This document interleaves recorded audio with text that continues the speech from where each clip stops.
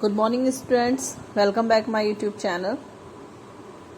चलिए मैं स्टार्ट करते हैं अपना आज का वीडियो। हमारे आज के वीडियो में यूनिट 5 जो है वो चल रही थी इमर्जिंग कंसर्न्स वाली, उभरती हुई चिंताएं। तो अब हम आज बात करते हैं उभरती हुई चिंताओं के बारे में। डिटेल में मैं आज आपको नोट्स दूंगी। कल मैंने ओरली आप लोग को समझाया था कि उभरती हुई चिंताएं क्या क्या हैं समाज की। तो सबसे पहले हम बात करते हैं कि आखिर चिंता क्या होता है।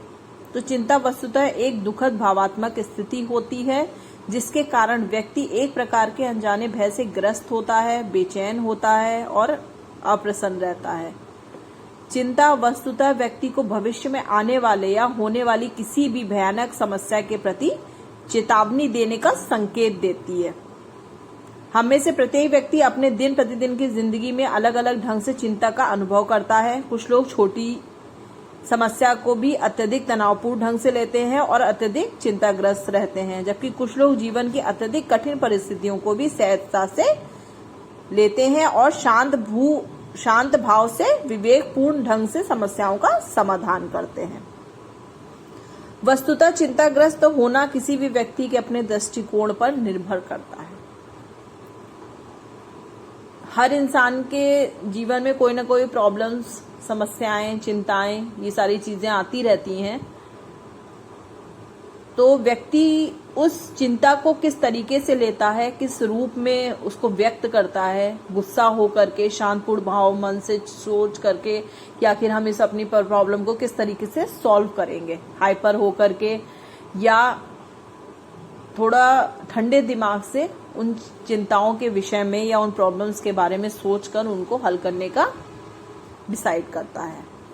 तो ये तो बात हो गई चिंता की। अब हम बात करते हैं जो हमारा उभरती हुई चिंताएं हैं जो समाज की, उसके बारे में। तो मैंने कल आप लोग को 5 पॉइंट बताए थे। 5 में मैंने आप लोग को पहला बताया था निर्धनता यानी पॉवर्टी।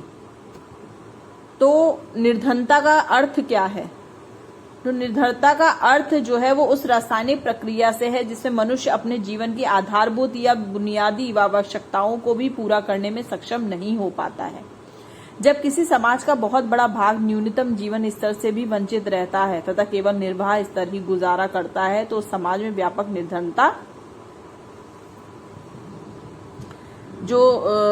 निर्धनता जो है वो देखने को हमें मिलती है।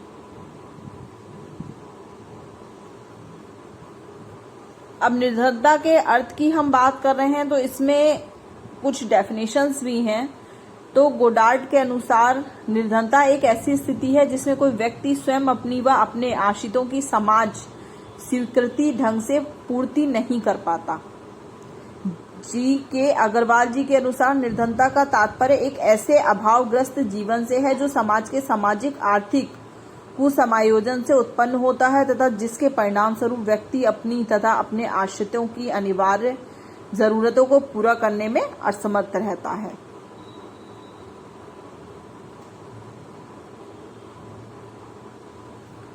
निर्धनता जो है वो वह स्थिति या स्तर है जहां पर व्यक्ति की आय इतनी कम होती है कि वह व्यक्ति अपनी आधारभूत जरूरतों को भी पूरा करने में सक्षम नहीं होता है। वर्तमान समय में निर्धनता के आकलन के लिए उपभोग और व्यय विधि दोनों का प्रयोग जो है वो सरकारों द्वारा किया जाता है। हमारे भारत देश में निर्धनता एक बड़ी समस्या के रूप में देखी जाती है। अब हम बात करते हैं निर्धनता के प्रकार के बारे में, टाइप्स ऑफ पॉवर्टी के बारे में। तो ये 2 प्रकार के होते हैं। एक तो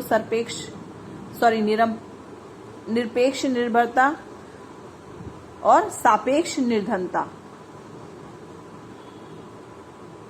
निरपेक्ष निर्धनता जो है वो आपकी निर्धनता की वह स्तर है जहां व्यक्ति अपनी आधारभूत जरूरतें, रोटी, कपड़ा और मकान पूरा करने में सक्षम ना हो। इसके अंतर्गत एक निश्चित मापदंड तय किया जाता है और इस पूर्व निर्धारित मापदंड से नीचे के स्तर के लोगों को गरीब माना जाता है। एक तरह से यहाँ निर्धनता रेखा को तय कराया जाता है। निरपेक्ष निर्धनता के मापन की विधि को हेड काउंट विधि भी कहा जाता है। सेकेंड है हमारा सापेक्ष निर्धनता। तो सापेक्ष निर्धनता का आकलन एक राष्ट्र का अन्य राष्ट्रों के साथ आकलन करने से है। संयुक्त राष्ट्र के अनुसार यदि कोई व्यक्ति प्रतिदिन 1.90 से कम पर अपना जीवन यापन कर रहा है तो वह गरीबी रेखा से नीचे माना जाएगा। इसी आधार पर संयुक्त राष्ट्र प्रति वर्ष राष्ट्रों की निर्धनता सूची प्रकाशित करता है। तो ये हमने बात कर ली निर्धनता के प्रकार के बारे में। अब हम बात करते हैं कि निर्धनता, आखिर भारत में निर्धनता के कारण क्या क्या हैं। तो इसमें हमारे पास कई सारे कारण हैं। आर्थिक कारण, जननांगिक कारण, सामाजिक कारण, राजनीतिक कारण, व्यक्तिगत कारण, शैक्षिक कारण, ये कई सारे कारण जो हैं वो निर्धनता को दर्शाते हैं।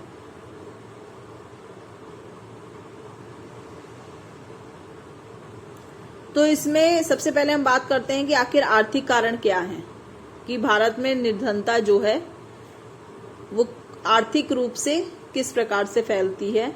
तो भारत में विकास की असमान दर, पूंजी की कमी, कुशल मानवीय संसाधनों का अभाव, मुद्रा का असंतुलन, मुद्रास्फीति की समस्या कुछ ऐसे कारक हैं जो भारतीय अर्थव्यवस्था को प्रभावित करते आए हैं।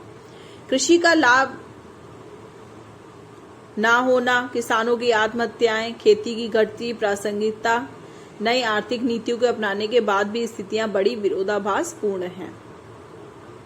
सेकंड है जननांगिक कारण। तो निर्धनता के जननांगिक कारकों में स्वास्थ्य, परिवार का आकार, कार्यशील आयु से अधिक आयु के व्यक्ति यानी वृद्धों की परिवार पर निर्भरता इत्यादि तथ्यों पर गौर करें तो स्पष्ट होता है कि भारत में निर्धनता के लिए उत्तरदायी इन कारकों की उपेक्षा नहीं की जा सकती है।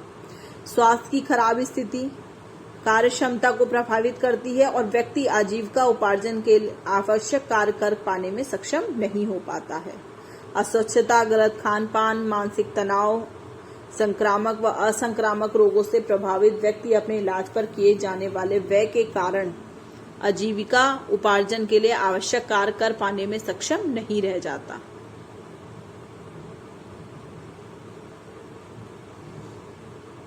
सामाजिक कारण है। भारतीय समाज में जाति भेद, लिंग भेद, सांप्रदायिकता, क्षेत्रवाद जैसी समस्याओं से जकड़ा है। ये समस्या निर्धनता की स्थिति को बढ़ावा देने की पृष्ठभूमि तैयार करती है। अब निर्धनता के सामाजिक कारण जो है वो इस प्रकार हैं। लोग जातिवाद, धर्मवाद और पुरानी रीतियों में इतने बंधे हुए हैं कि वे नई परिस्थितियों को नहीं अपनाना चाहते तथा इसमें गतिशीलता का अभाव रहता है। भारत में जन परिस्थितियों को नहीं अपनाना चाहते तथा इसमें भी गतिशीलता का अभाव रहता है। भारत में संतोष परम सुखम की भावना की वजह से भी गरीबी बढ़ती है। शीघ्र से शीघ्र पुत्रियों का विवाह करने से जनसंख्या में अधिक वृद्धि होती है जो आर्थिक विकास के मार्ग में बांधा है। लोगों की अशिक्षा एवं अज्ञानता भी गरीबी के लिए ही उत्तरदायी मानी जाती है। फोर्थ है हमारा राजनीतिक कारण। तो तीसरी दुनिया के अधिकांश देश बहुत वर्षों तक किसी न किसी साम्राज्यवादी अधीनता में रहे हैं। इन साम्राज्यवादी देशों ने अपने अधीनस्थ देशों का बहुत शोषण किया है। साम्राज्यवादी शक्तियां इन देशों से कच्चा माल ले जाकर अपना तैयार माल इन देशों पर थोपती रहती हैं। इन देशों में इस प्रकार उनकी सारी दौलत जो है वो लुटती रहती है। अब व्यक्तिगत कारण है। सभी सामान्य शिक्षित और अशिक्षित व्यक्तियों को रोजगार प्राप्त नहीं होते हैं। विदेशी विद्वान जब भारत की व्याख्या करते हैं तो उनमें निर्धनता के अन्य कारकों के अतिरिक्त व्यक्तिगत दुर्बलताओं का वर्णन भी करते हैं। सभी तथ्य भारत और नगरों में निर्धनता की वृद्धि करते हैं।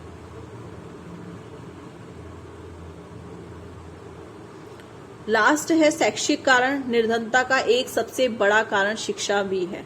आज दुर्बल वर्ग के बच्चे शिक्षा से कोसों दूर हैं। अनुसूचित, पिछड़ा और जनजातीय समाज में शिक्षा का थोड़ा विकास जरूर हुआ है। इन्हें पढ़ने लिखने की सरकारी सुविधाएं दी जाती हैं। सरकारी नौकरियों में भी आरक्षण की सुविधा प्राप्त है। दूसरी तरफ विश्वविद्यालय, कॉलेजों, स्वशासी कॉलेजों में तरह तरह के विषयों की दुकानें लग गई हैं, पर इनके अनुरूप अभी नौकरी की सुविधाएं बहुत ही कम हैं। प्रत्येक वर्ष कई लाख युवक डिग्री प्राप्त कर रहे हैं, लेकिन इनमें से अधिकांश अभी तक रोजगार हैं। इस प्रकार अनेक कारणों की वजह से नगरों में निर्धनता बढ़ती जा रही है। इस निर्धनता के मानवीय समाज पर अनेक परिणाम होते हैं। अब हम बात करेंगे निर्धनता की विशेषताओं के बारे में। तो निर्धनता की विशेषताओं के बारे में भी कुछ पॉइंट हैं। पहला पॉइंट है, निर्धनता जीवन की न्यूनतम आवश्यकताओं की पूर्ति से जुड़ी होती है। सेकंड है, निर्धनता का देश की जनसंख्या से सीधा संबंध होता है। थर्ड है, निर्धनता शक्ति की क्रय शक्ति और बाजार भाव से प्रभावित होती है। निर्धनता देश की आर्थिक सामाजिक नीतियों और योजनाओं से संबंधित होती है। फिफ्थ और लास्ट पॉइंट है हमारा, निर्धनता एक सापेक्ष शब्द है। तो ये निर्धनता के बारे में मैंने आपको उसका मीनिंग, उसके टाइप्स, उसकी विशेषताएं, सारी चीजें बता दी हैं। तो आप लोग इसके अकॉर्डिंग अपने नोट्स तैयार करते रहिएगा। अब जो हमारा नेक्स्ट टॉपिक आएगा वो आएगा निरक्षरता का लिटरेसी। तो मिलते हैं हम अपने नेक्स्ट वीडियो में नेक्स्ट टॉपिक के साथ। Thank you.